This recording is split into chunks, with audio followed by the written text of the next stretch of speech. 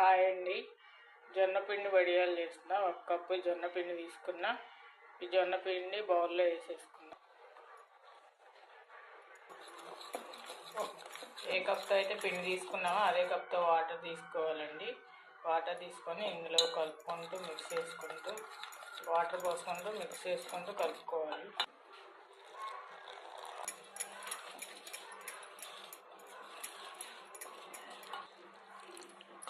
కొంచెం వాటర్ వేసుకొని ఇలా కలుపుకోవాలండి. బాగా ఉండలు లేకుండా కలుపుకోవాలి. పిండి మొత్తం బాగా మిక్స్ చేసుకోవాలి. ఇలా కలుపుకోవాలి. కన్సిస్టెన్సీ ఇలా ఉండాలి. అలాగే ఇంకొక కప్పు వాటర్ తీసుకొని మొత్తం మిక్స్ చేయాలి పల్చగా అయ్యే వరకు. ఇది మొత్తం పల్చగా అవ్వాలి పిండి మొత్తం. జొన్నపిండి ఇంట్లో పట్టించుకుందే అండి మేము. పిల్లలకు దోశలు వేసి పెడుతున్నాం. ప్రస్తుతానికైతే ట్రై చేస్తున్నాం వస్తాయేమని. మీకు కూడా వీడియో షూట్ చేసి పెడదామని పెడుతున్నాను. ఇలా పల్చగా ఉండాలి. ఉండలు లేకుండా కలుపుకోవాలి. ఇలా బాగా మిక్స్ చేసుకోవాలి.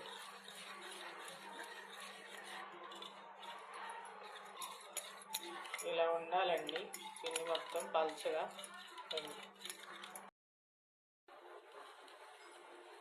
ప్యాన్ పెట్టుకున్నానండి. ఇందులో 6 గ్లాసులు వాటర్ పోసుకోవాలి. ఏ కప్పుతో అయితే పిండి తీసుకున్నామో అదే కప్పుతో వాటర్ యాడ్ చేసుకోవాలి.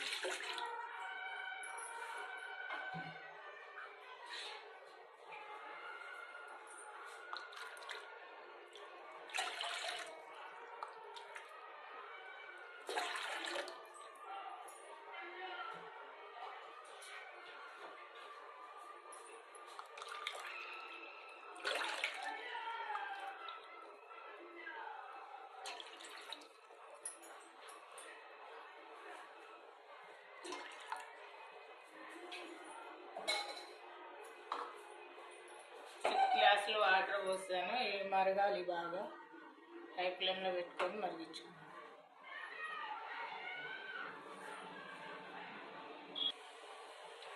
ఇలా వాటర్ అంతా వేడైనప్పుడు పిండి పోసేసుకోవాలండి. కలుపుకుంటూ పిండి పోసుకోవాలి. ఇలా కలుపుతూనే ఉండాలి. గడ్డలు కట్టకుండా ఉంటుంది. ఇలా కలుపుకుంటూ పిండి అంతా యాడ్ చేసేసుకోవాలి.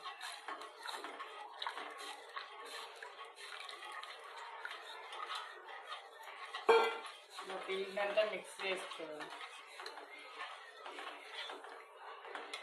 కొంచెం దగ్గర పడే వరకు దీన్ని కలుపుకుంటూ ఉండాలి. కొంచెం గట్టి పడాలి. ఇలా కలుపుకుంటూ ఉండాలండి. అడుగంటకుండా ఉంటుంది. అప్పుడు ఇలా బాగా కలుపుకుంటూ ఉండాలి. కొంచెం తిక్కు పడాలి. చేతి కట్టుకోవాలి. కొంచెం సాల్ట్ వేసుకుందాం.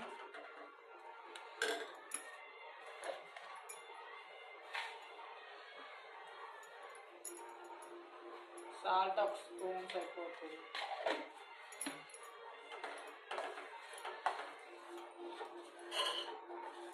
అలాగే రెడ్ చిల్లీ ఫ్లేక్స్,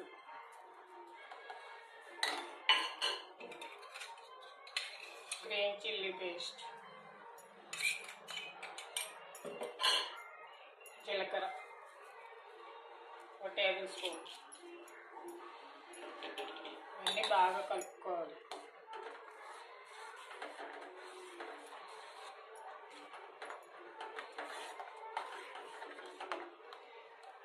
కొంచెం థిక్ కావాలి. కొంచెం థిక్ అయితే బాగుంటుంది. మనం క్లాత్ మీద వేసినా జాడిపోకుండా ఉంటుంది.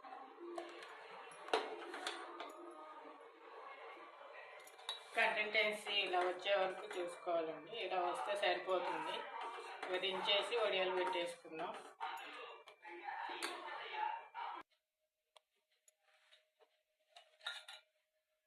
ఇలా వడియాలు వేసేసుకోవాలండి.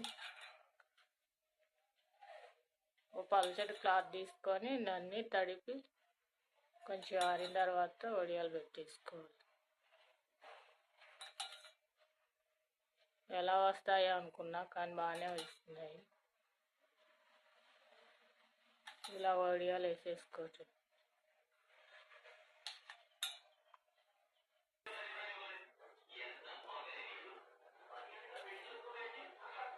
చాలానే వచ్చినాయి ఫ్రెండ్స్.